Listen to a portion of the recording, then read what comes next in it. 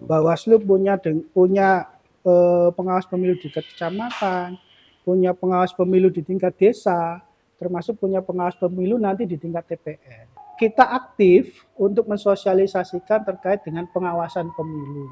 Sosialisasi itu tidak harus di tempat-tempat yang misalnya harus di balai desa dan sebagainya. Ini bisa juga masuk ke istilah kegiatan-kegiatan masyarakat. Pernah melakukan misalnya sosialisasi di posyandu atau sosialisasi di pengajian-pengajian yang sering dilakukan oleh masyarakat Jombang. Kita juga sering berkomunikasi misalnya dengan perkumpulan antar umat beragama itu. Ya. Para pemuka agama di sini juga menyampaikan bahwa tidak bolehlah melakukan politisasi sara. Jadi selama pengalaman di Jombang ini dari pemilu ke pemilu, pilkada ke pilkada itu tidak pernah ada ya misalnya sampai konflik antar agama atau konflik sara, itu tidak pernah.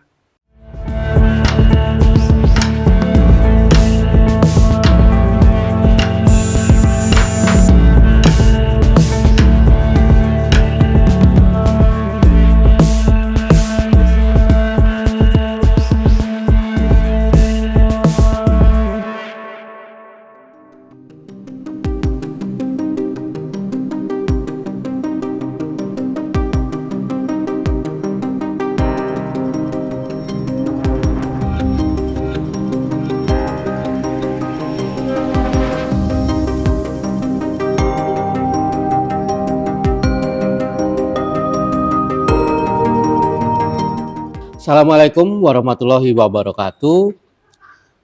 Jumpa lagi dengan saya Adrianus Adi Nugroho. Nah, sekarang saya sudah ada di tempat yang sangat spesial, yaitu di kantor Bawaslu Kabupaten Jombang.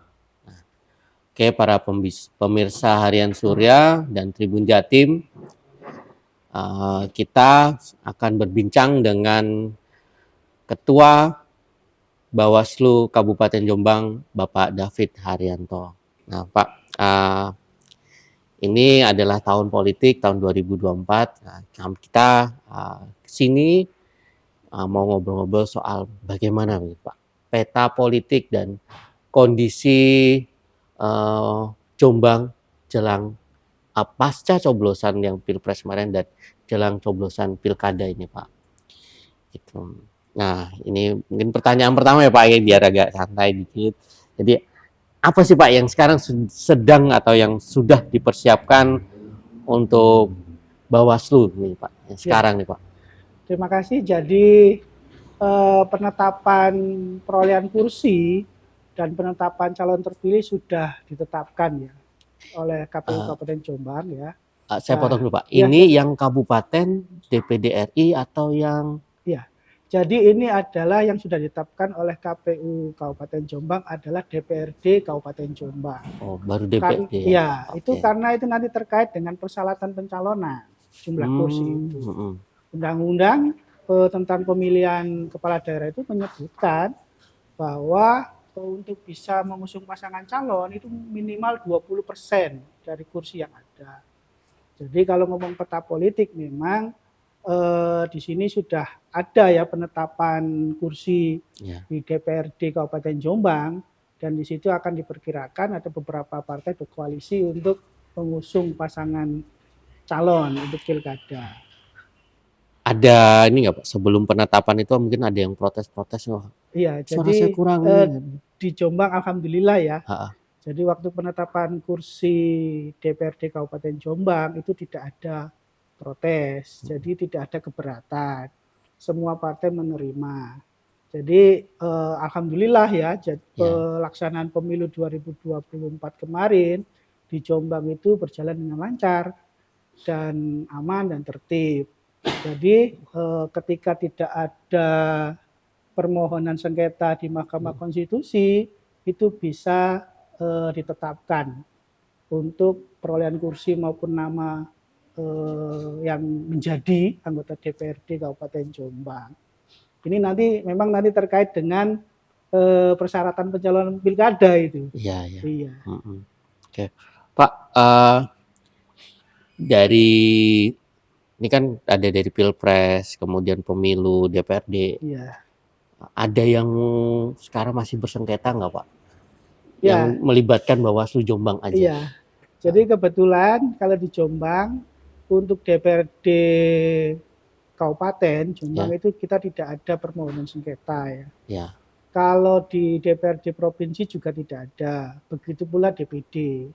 Yang ada itu permohonan dari DPR RI itu ya. Yang sekarang masih berlangsung sidangnya di Mahkamah Oh, Konstitusi itu belum putusan.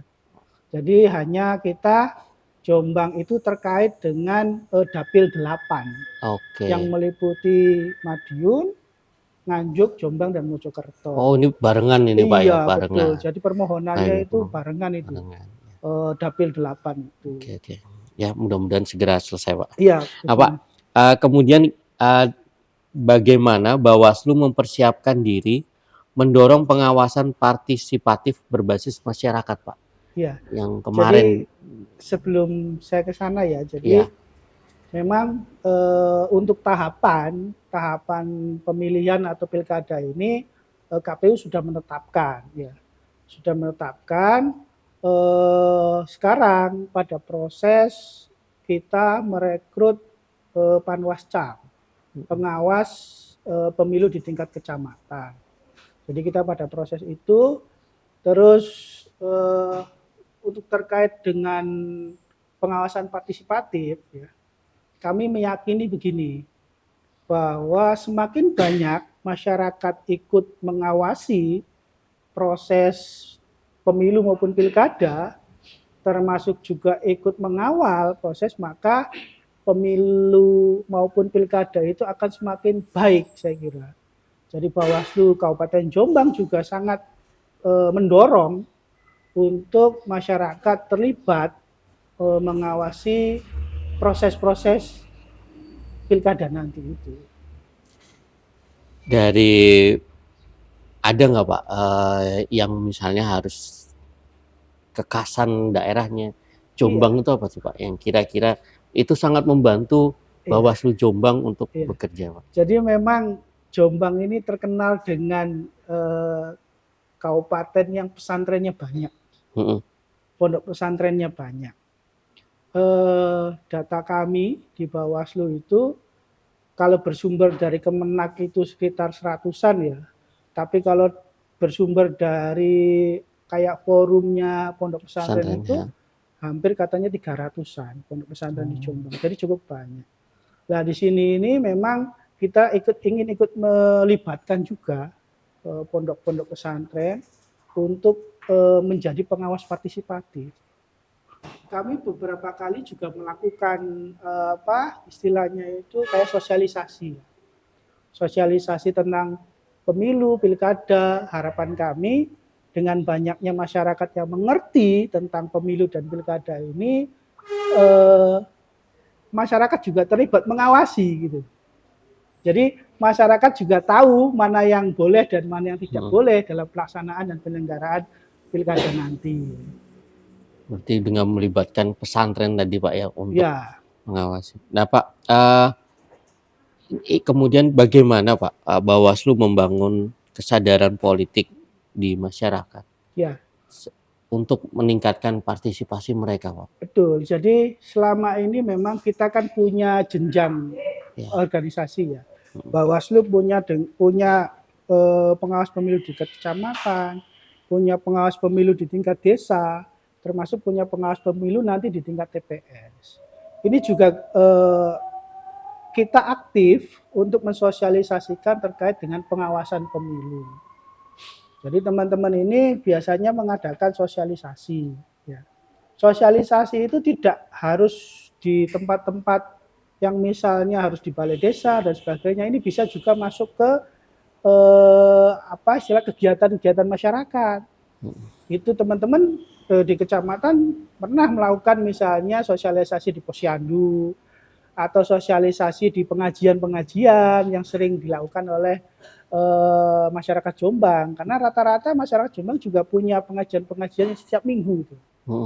Kita juga masuk ke sana Panwascam maupun pengawas desa itu juga terlibat aktif untuk melakukan sosialisasi. Harapannya tadi dengan masyarakat mengetahui ya tentang penyelenggaraan pemilu, masyarakat juga akhirnya ikut aktif mengawasi maupun mengawal proses penyelenggaraan pemilu tadi. Pak, kemudian ini Pak, setiap daerah itu kan pasti ada tantangannya nih Pak ya, Ya. untuk sosialisasi, untuk pemilihan, juga untuk pengawasan.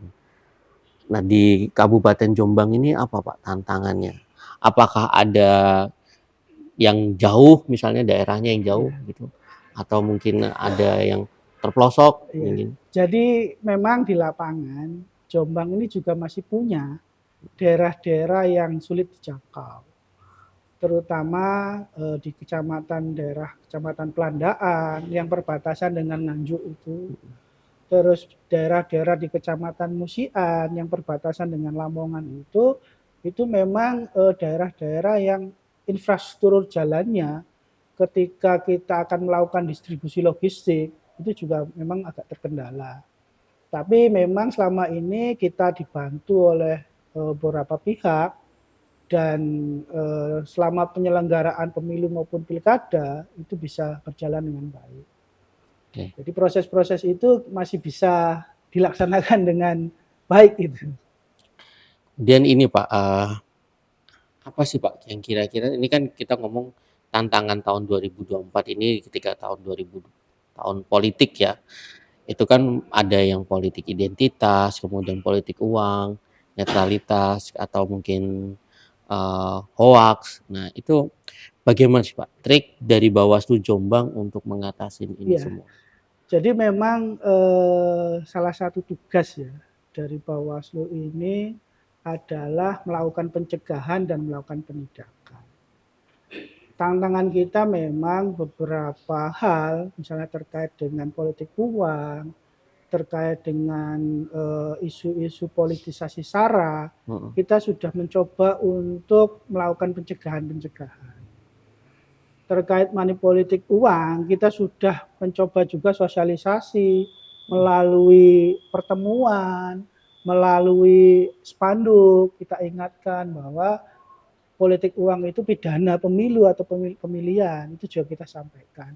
Harapan kami masyarakat tahu dan tidak melakukan itu. Terkait politisasi SARA, kita juga sering berkomunikasi misalnya dengan yang perkumpulan antar umat beragama itu, itu juga kita sering berkomunikasi itu. Harapan kami memang para pemuka agama di sini juga menyampaikan bahwa tidak bolehlah melakukan politisasi SARA. Jadi selama pengalaman di Jombang ini dari pemilu ke pemilu, pilkada ke pilkada itu tidak pernah ada ya misalnya sampai konflik antar agama atau konflik SARA itu tidak pernah muncul. Ya, harapan saya juga terus begitu gitu, tidak ada muncul. Ya, itu juga mungkin dimungkinkan karena Jombang itu terkenal juga punya rasa toleransi yang tinggi, jadi dibangun oleh rasa toleransi yang tinggi. Ya, mudah-mudahan tidak ada ya Pak ya. Iya, mudah-mudahan tidak ada gangguan itu. Apapun termasuk sampai dengan pilkada. Iya. Nah Pak, kemudian ini kan pilpres, pemilu juga prosesnya udah hampir selesai. Nah, untuk pilkada ini Pak, apa Pak pelajaran yang bisa diambil dari pemilu kemarin untuk persiapan pilkada ini Pak? Ya, jadi kalau kita ngambil pelajaran di pemilu kemarin, harapan kami memang setiap istilahnya itu keberatan atau protes itu sebaiknya dilakukan melalui aturan-aturan yang ada. Jadi kami berharap misalnya kalau ada keberatan itu silakan rekan-rekan peserta kalau di pilkada pasangan calon menggunakan koridor-koridor peraturan yang ada gitu. Harapan kami juga begitu. Jadi itu semua sudah banyak diatur lah di peraturannya. Jadi ketika ada keberatan atau ketika ada misalnya yang tidak sesuai bagi peserta, silakan. Misalnya kalau pelanggaran laporkan ke Bawaslu. nanti Bawaslu bisa menindaklanjuti. Gitu. Kalau sampai sekarang nih Pak, udah berapa pelanggaran Pak yang kalau dilaporkan? Kalau di pemilu 2024 kemarin, Iya. kita hanya menerima laporan dari masyarakat itu hanya 1. Iya, itu terkait dengan ketidaknetralan KPPS. Tapi kita sudah menindaklanjuti. Terus kalau temuannya kita itu banyak sebenarnya. Temuan Bawaslu itu bahkan ratusan sebenarnya temuan kita. Lebih banyak ke pelanggaran di masa kampanye. Biasanya itu penempatan alat peraga yang tidak sesuai dengan ketentuan. Yang ketiga terkait juga tentang pemberitaan. Jadi ada pemberitaan online misalnya gitu yang bagi kami itu ada potensi tindak pelanggaran. Biasanya kita akan telusuri, kita akan investigasi. Kemarin ada satu video yang menayangkan ketidaknetralan perangkat desa agak viral ya. Terus kita telusuri, kita investigasi, kita selesaikan. Jadi hanya begitu kemarin itu. Gitu. Secara garis besar aman lah. Aman ya, aman. Nah Pak, mungkin ini juga pilkada. Mungkin ada pesan untuk masyarakat atau mungkin untuk calon yang akan mengusungnya apa nih Pak? Ya, jadi harapan kami pertama terkait dengan pasangan calon. Memang tugas Bawaslu itu untuk mengawasi ya, di samping melakukan pencegahan dan penindakan. Harapan kami pasangan calon ini mematuhi semua peraturan peraturan yang sudah diundangkan maupun yang sudah diatur sama KPU. Nah, jadi kita istilahnya itu lebih enak melakukan pekerjaan sebagai pengawasan kalau pesertanya mematuhi aturan tadi. Nah, sedangkan untuk masyarakat, harapan kami memang masyarakat Jombang khususnya itu ikut mengawasi, ikut juga mengawal proses-proses penyelenggaraan pilkada nanti. Jadi harapan kami juga masyarakat itu untuk cukup cerdas dalam memilih pasangan calon yang memang kapasitasnya atau keberpihakannya kepada rakyat itu istilahnya benar gitu. Jadi masyarakat bisa memilih itu. Jadi bukan karena memilih pasangan calon itu karena money politik atau karena misalnya ditekan gitu. Harapan kami masyarakat harus cerdas memilih pemimpin-pemimpin ke depan nanti pilkada. Baik teman-teman di Harian Surya dan Tribun Jatim. Sekian perbincangan kita dengan Pak David, Pak. Mungkin sebelum kita akhiri, ada lagi nggak Pak yang mau disampaikan? Mungkin untuk masyarakat Jombang, ayo kita memilih gitu. Iya. Jadi memang sekarang kita sedang menyelenggarakan tahapan pemilu kada ya tahun 2024 untuk memilih bupati, wakil bupati maupun gubernur, wakil gubernur Jatim. Ya. Jadi masyarakat, ayo semua masyarakat pertama untuk menggunakan hak pilihnya di TPS agar nanti yang terpilih adalah pemimpin-pemimpin yang terbaik. Yang kedua, ayo masyarakat untuk ikut mengawasi, mengawal proses-proses penyelenggaraan pilkada nanti. Karena apa?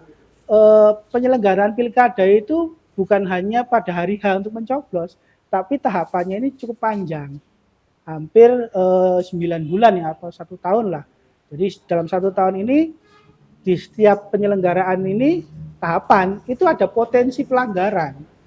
Jadi harapan kami masyarakat juga nanti bisa ikut melaporkan jika ada pelanggaran yang dilakukan oleh peserta pilkada tersebut. Ya, sekian perbincangan saya dengan Pak David, teman-teman. Sampai jumpa dan sampai bertemu lagi di acara berikutnya.